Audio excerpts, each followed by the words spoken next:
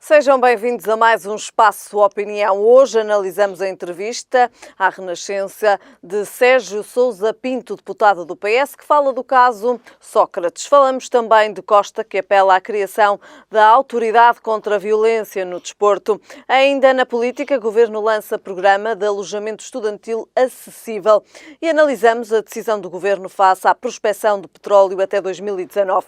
Na política internacional, Itália está à beira de acordo e estende a mão à Rússia e desafia a União Europeia.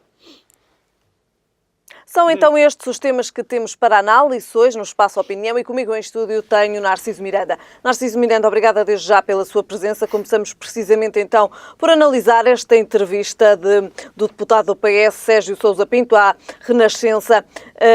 Começamos precisamente também com as declarações relativamente ao caso José Sócrates. Podemos começar por aí a análise a esta entrevista. Eu acho que... Deixa-me fazer uma declaração de interesses. Eu sempre considerei o Sérgio Sousa Pinto uma das figuras políticas mais brilhantes do nosso país. O Sérgio Sousa Pinto conheci-o na altura que foi líder da Juventude Socialista, sucedeu à liderança de António José Seguro e tenho, aliás, um grande motivo de orgulho que vou fazer tudo por tudo para não me retirar isenção na apreciação que vou fazer à entrevista que deu. Tenho orgulho, dizia eu, de ter sido com o Sérgio Sousa Pinto, líder da JS, que eu entrei, por proposta dele, pela mão dele, para militante honorário da Juventude Socialista. Quer dizer, eu hoje ainda sou formalmente militante honorário de uma juventude organizada, como é do Partido Socialista. Claro que é uma coisa simbólica, uma militância simbólica. Sérgio Sousa Pinto é, de facto, uma das figuras mais brilhantes que eu conheci. É um homem profundamente inteligente, mas não é por isso que eu digo que ele é brilhante, porque nós temos muita gente muito inteligente. É um homem de uma convicção profunda e é um homem de uma coerência e de uma exigência intelectual irrepreensível. O Sérgio Sousa Pinto diz o que pensa, mesmo que muitas coisas que ele pensa não coincidam, por exemplo, com o meu pensamento. E transmite uma ideia que corresponde à verdade rigorosa que ele defende. Aliás... É também isso que se pode constatar e ver. É o que se pode constatar da entrevista que ele deu. E deixe-me dizer mais uma coisa. Aliás, uma personalidade de dimensão internacional, de grande perspicácia política, um monstro da política, diria até mundial, que foi o Dr. Mário Soares, que disse uma vez sobre o Sérgio Sousa Pinto exatamente o que eu estou a dizer. Este rapaz vai ter um futuro brilhante porque ele é mesmo brilhante.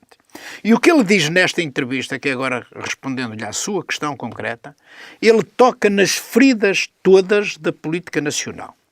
Ele aborda as questões centrais da política nacional e, sobretudo, as questões centrais que sustentam este governo, que sustentam o populismo que vai sendo alimentado aqui ou ali, e fala no tema mais importante que tem mobilizado a comunicação social, que é, designadamente, o tema Sócrates. E o que ele diz sobre Sócrates é de um ato de grande coragem, porque ele está a remar contra a maré, porque ele é antipopulista, porque ele faz uma afirmação antipopulista.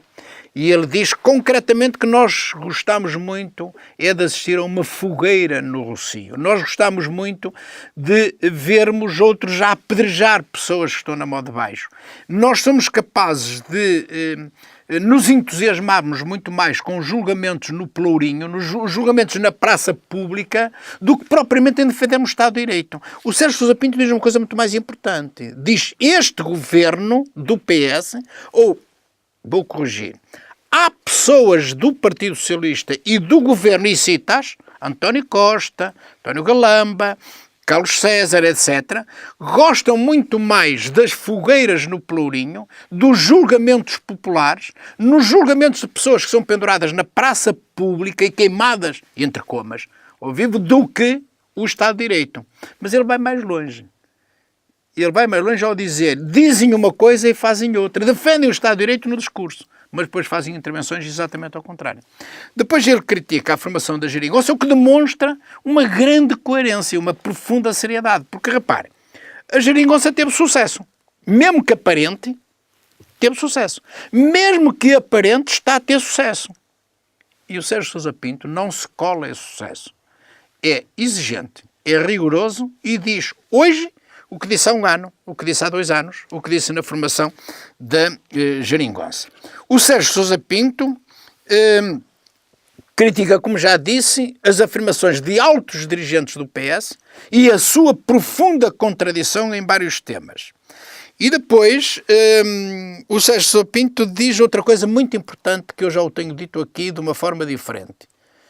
Diz ele, eu assisto a um PS que não sei muito bem quem é de esquerda e quem é de direita dentro do PS. Eu até nem sei se o António Costa não é ele que é o homem da direita dentro do PS. E depois vem mais longe, eu não tenho que fazer comentários sobre estas afirmações, mas estas afirmações são muito provocantes, são muito profundas. Porque ele diz, eu assisto dentro do PS e dentro deste governo, umas vezes o PS a aplaudir um acordo à direita, outra vez a aplaudir um acordo à esquerda. Sabe o que é que isto quer dizer? Sabe o que é que o Sr. Pinto está a dizer? Está a dizer que este partido, o PS, o seu partido, se esvaziou. Está desfragmentado. Não, esvaziou-se ideologicamente. Quer dizer, não tem ideologia. Ora toca à esquerda, ora toca à direita. Ora imita que está no centro, como vai aplaudir um acordo com o Rui Rio, para no dia seguinte, depois de um interregno de uma noite se calhar bem ou mal dormida, vai apoiar novamente um acordo com a extrema-esquerda. Depois, o Sérgio Sousa Pinto diz outra coisa muito importante. Não acredita nos partidos à esquerda do PS e faz uma afirmação verdadeiramente notável. Ele diz, não há nada fora do socialismo democrático e das sociedades do tipo ocidental. Há um dilema. Ou trair, ouça, ele é muito pragmático. Há este dilema. Ou trair como fez Syriza, que se converteu num partido socialista, exatamente porque não tem alternativa, democrático, ou venezuelar o país e a economia, que seria o caos, que seria um problema muito complicado. E depois diz, não há mais nada. Tudo o resto são aldrabices, são fantasias, são ilusões. Desculpe, Uma análise ao PS aqui desculpe também uma do coisa deputado. que eu quero dizer. Espera aí, por causa das pessoas que me estão a ouvir. Não sou eu que estou a dizer isto. É esta brilhante figura que está a dizer que o resto são aldrabices, são fantasias ou são ilusões. Eu gostava de ver a esquerda radical de Portugal, o PC e o Bloco de Esquerda, a comentar esta entrevista, a falar sobre o que diz Sérgio Sousa Pinto. Porque eu sei o que é que eles pensam de Sérgio Sousa Pinto.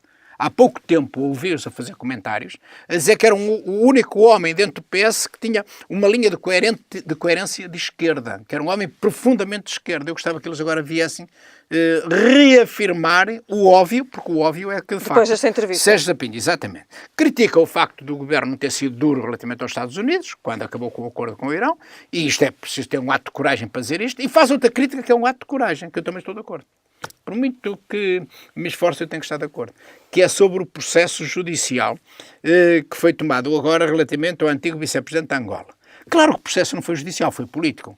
E ele diz, só faltou o governo vir para a praça pública festejar essa situação. Eu acho que a entrevista é verdadeiramente notável, vai dar para ser lida com muito cuidado, muita ponderação, muita profundidade e posso lhe dizer uma coisa, não vai ouvir muitos comentários desta entrevista. Porque a estratégia vai ser esquecer o mais depressa possível, porque o que é verdade, o que é profundo, o que é inteligente, Concorda então com estas é preciso esquecer o mais declarações depressa de possível. Sérgio Sousa Pinto? Eu revejo muito. Revê-se também. Eu revejo muito nesta entrevista. Pá. Eu disse no princípio, fiz a minha declaração de interesses. Não estou a ser influenciado por há muito tempo ver em Sérgio Sousa Pinto uma das pessoas mais brilhantes da esquerda democrática portuguesa. E também não estou a ser influenciado pela forma brilhante como ele tem feito este percurso na vida política e na vida do Partido Socialista e pela sua coerência e pela sua seriedade intelectual. Muito bem, depois então de analisarmos aqui a entrevista de Sérgio Sousa Pinto à Rádio Renascença, falamos agora do nosso próximo tema. Passamos então para a criação de uma autoridade contra a violência no desporto. É então aquilo que o Primeiro-Ministro propõe depois dos incidentes na Academia de Alcochete. De facto, concorda com a criação desta autoridade contra a violência no desporto? Eu vou-me conter para comentar isto, porque tem a ver, porque estou um bocado entusiasmado com o que comentei há bocadinho relativamente à coerência e à profundidade da entrevista de Sérgio Sousa Pinto. Quando eu ouço um governo qualquer a falar em criar uma autoridade para resolver um problema, é treta. É treta. E aqui eu tenho coragem de dizer, olhos nos olhos, que esta afirmação do Primeiro-Ministro não só é treta, como é um ato populista. Este Primeiro-Ministro e este Governo são excelentes a correr atrás das coisas, isto é, a correr atrás daquilo que convém dizer em determinado momento, só em determinado momento. E, sobretudo, esta tem sido a prática das esquerdas. De uma forma mais acentuada da esquerda que governa, mas também das outras duas esquerdas que suportam a maioria parlamentar. Repare, o Primeiro-Ministro anunciou a criação de uma alta autoridade para resolver o problema da violência do desporto. É? Mas o Primeiro-Ministro e o Governo, apoiado pelos 3 partidos de esquerda no Parlamento, têm na gaveta do Governo, parado há um ano, a lei contra a violência do desporto. Mas que grande chatice. Ainda bem que temos comunicação social. Então, há um ano, o Governo meteu na gaveta um mecanismo jurídico, uma lei, contra a violência do desporto. Não lhe deu importância nenhuma. Então, e vem agora a correr em casa roubada, trancas à porta, inventarem uma auto-autoridade. Vamos ser claros. Eu estou de acordo com Já deveriam ter algumas... sido tomadas medidas anteriormente. Eu estou de acordo com algumas... Não com o exagero, porque ele tem tomado algumas atitudes muito exageradas, como o Rui Rio tem dito sobre esta coisa da promiscuidade do futebol com a política. E é verdade. Mais tarde ou mais cedo acontece aquilo que o Rui Rio andou a dizer. Claro que eu salvaguardo aqui uma coisa. Eu não estou de acordo com o que o Rui Rio fez, designadamente aqui no Porto, quando era Presidente da Câmara, relativamente ao futebol do Porto, que exagerou. Foi ao extremo. E eu não concordo nem com um extremo, nem com o outro, nem com uma promiscuidade total entre os políticos e o desporto, sobretudo o futebol, que existe de facto, mas também não concordo com o que o Rui Rio defendeu e praticou, que é uma ruptura total. O desporto é um fenómeno, e é um fenómeno que temos que ter em consideração. Agora, a promiscuidade é exigente. Reparem que quer o Governo, quer o próprio Presidente da República demoraram muito a reagir aos acontecimentos do Sporting. Demoraram muito para depois tomarem atitudes radicais. Atitudes nunca vistas. Quer dizer, passou-se do 8 para 88. Ora, eu gostaria de ver um Governo, um Primeiro-Ministro, um Ministro da Administração Interna, um Presidente da República a serem moderados e a serem fatores de estabilidade. A atuarem em cima do acontecimento, com a capacidade de resposta a situações muito graves e não com atitudes populistas e pensadamente populistas. Mas concorda que é necessário travar a escalada de violência no Isso não está em discussão. É mais necessário travar a escalada da violência no futebol do que fazer telefonemas e colarem-se imediatamente a medalhados. A quando aparecem pessoas que ganham uma medalha, ou que ganham um título europeu, ou que ganham um título não sei o quê.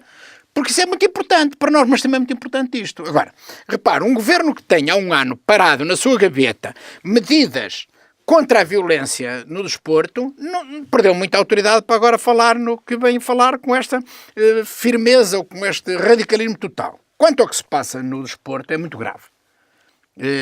E eu não posso terminar o comentário sobre este tema sem dizer é muito grave mesmo. Mas o que é mais grave é tudo o que aconteceu até ao momento da gravidade extrema. E eu tenho coragem de dizer isto. Que, aliás, alguns analistas o vão dizendo. Isto é um acumular de tensões, um acumular de equívocos e um acumular da desresponsabilização deste Estado que não assume a sua posição reguladora, que existe em todos os lados.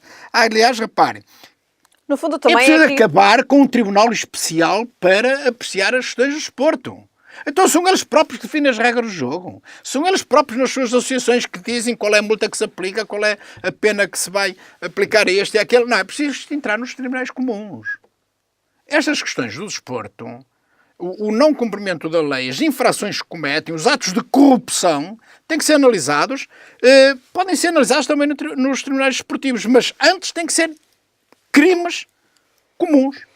Têm que ser analisados, avaliados, condenados como qualquer outro crime praticado noutra área qualquer, para além do desporto. Isso é que eu gostava que um Primeiro-Ministro de Portugal e um Presidente da República viessem dizer.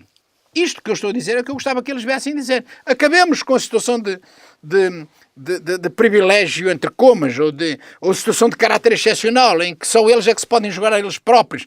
Faz-me lembrar a Assembleia da República, que a Assembleia da República, com devido respeito, porque a Assembleia da República não tem culpa nenhuma disso, que os deputados em que se defendem eles próprios, em que os deputados fazem legislação para se protegerem eles próprios, para protegerem as viagens, Pá, o Carlos César tem uma autoridade extraordinária para falar do Sócrates quando é o principal beneficiário das viagens. Quer dizer, é tudo isto um pouco o que Sérgio Sousa Pinto bem dizer na entrevista profunda que ele está a fazer. Portanto, acabar com a violência no desporto, mas é acabar, não é criar uma alta autoridade qualquer para inglês ver, num ato populista só para enganar as pessoas. Aliás, eu presumo que tinha sido pedido, os partidos aliás, que suportam este governo devem reagir a isto. Tinha sido pedido por Fernando Gomes, na altura em que esteve também no Parlamento para falar sobre desporto, tinha sido pedido, e não de facto, todos de por acordo. Fernando Gomes. Olha, não estiveram todos de acordo.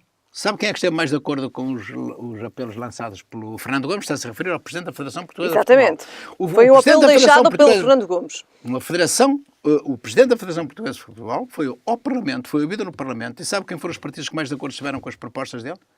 PS, Bloco de Esquerda e PC. O que é que fizeram? Zero. Nem falaram mais no assunto. Já leu isto? As pessoas que me estão a ouvir, se não sabem, ficam a saber. Nunca mais falaram no assunto. Chegaram lá, estavam as televisões, as rádios, os jornais, aplaudiram as propostas do Presidente da Federação Portuguesa de Futebol, estiveram todos de acordo, nunca mais falaram no assunto. Esqueceram, ficou na gaveta. Depois acontecem estes casos. E eu acho que os políticos têm que meter a mão na consciência. Atenção, eu não estou a esquecer a gravidade do problema. Eu não estou a esquecer a gravidade daquele louco, espero que ele me mova um processo de crime a seguir, que é moralmente responsável por esta situação. Não estou a branquear. Eu estou a dizer que os loucos sustentam a sua estratégia nos equívocos que quem tem a competência de nos governar vai criando. Mas a partir de agora é preciso tomar medidas. Não, é preciso tomar medidas As medidas radicais, que não foram tomadas até agora. tomar medidas de fundo e não medidas populistas, não medidas imediatistas, não medidas para responder a este caso só, não medidas para responder a este caso para daqui a 6 meses acontecer outro, para daqui a 1 ano acontecer. Não, é preciso tomar medidas de fundo, medidas radicais que eliminem os fenómenos que alimentam tudo isto, porque tudo isto anda alimentado, vai crescendo e não se faz nada de fundo, e a prova disso é o que Fernando Gomes foi propor ao Parlamento, a gente a bater palmas, não aconteceu nada, esqueceram-se. É uma proposta que está no gabinete, nas gavetas do Governo, zero. E agora, bem, eles lá pensam para eles que é assim que se faz política em Portugal. Deixa-me pensar, eu tenho que arranjar uma coisa nova. Já não pode ser nenhuma coisa que está na gaveta, nem outra coisa do Fernando Gomes. Tem que ser nova. Vou criar uma auto-autoridade contra a violência do desporto. Treta.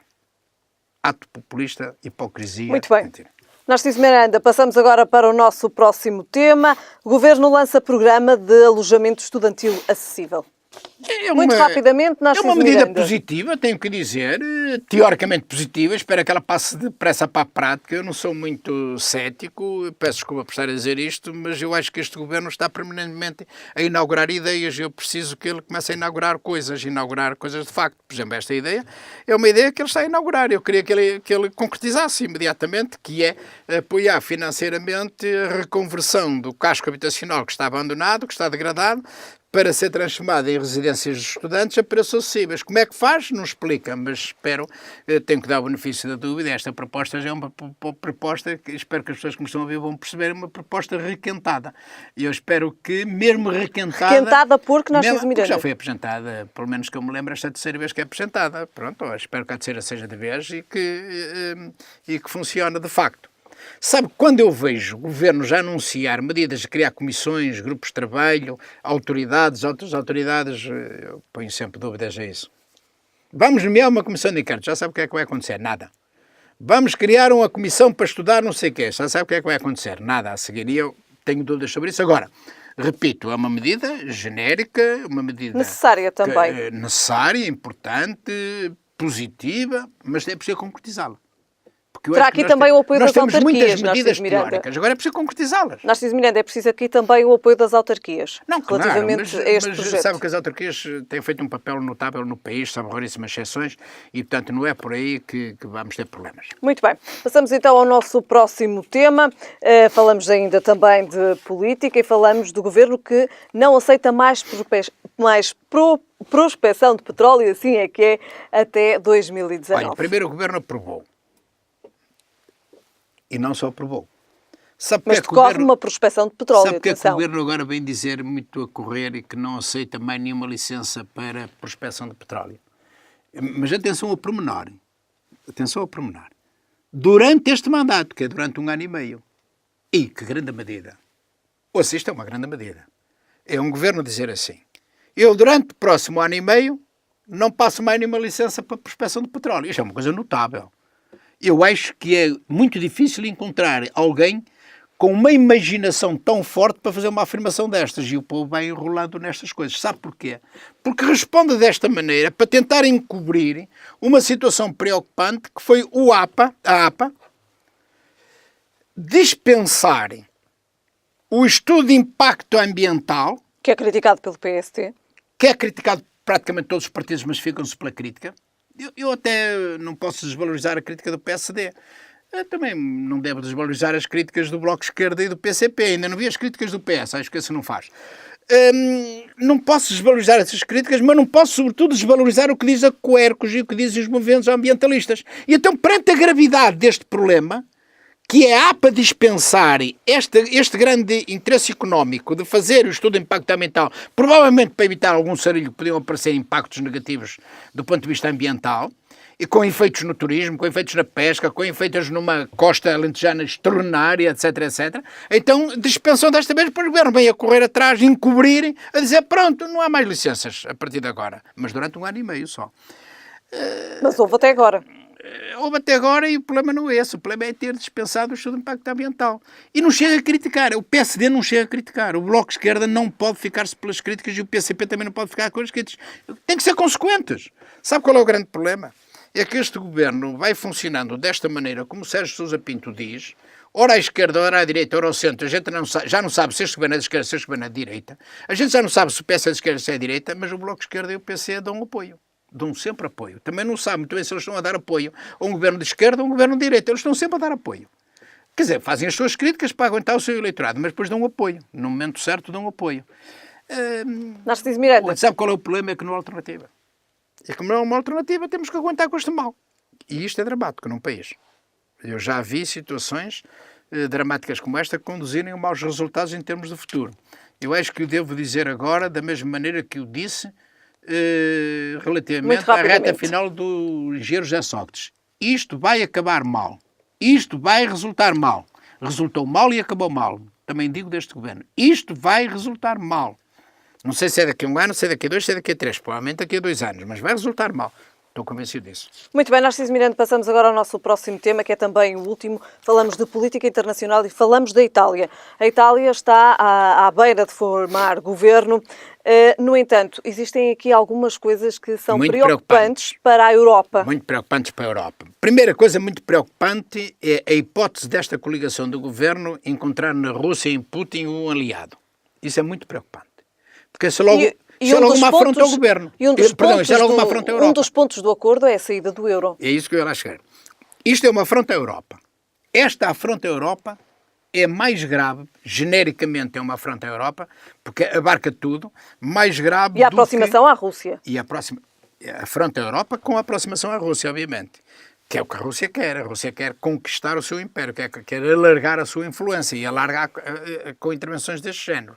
E depois, para concretizarem, eles admitem a hipótese da saída do euro, corrigiram o texto. Inicialmente disseram que iam sair, mas agora dizem que talvez saia o texto. E depois avançam com a história da anulação da dívida. E depois cá está novamente outra questão, a imigração. Ouça, isto é em Itália. Já está em Itália. Portanto, isto vai alastrando. Isto é uma machadólia que vai alastrando.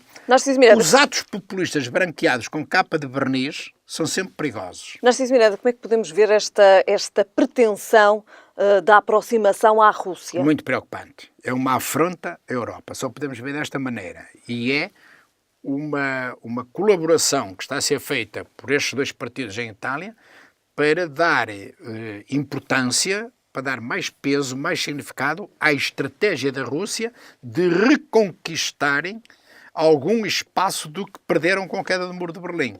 E isto não deixa de ser uma preocupação e um sério aviso à Europa. Uma questão muito rapidamente. De facto, estas pretensões e esta possibilidade que se coloca aqui com esta formação de governo em Itália vem demonstrar mais uma vez que, de facto, a Europa está fragilizada. É um projeto fragilizado. Vem demonstrar mais uma vez que há muitos equívocos e, consequentemente, situações fragilizadas.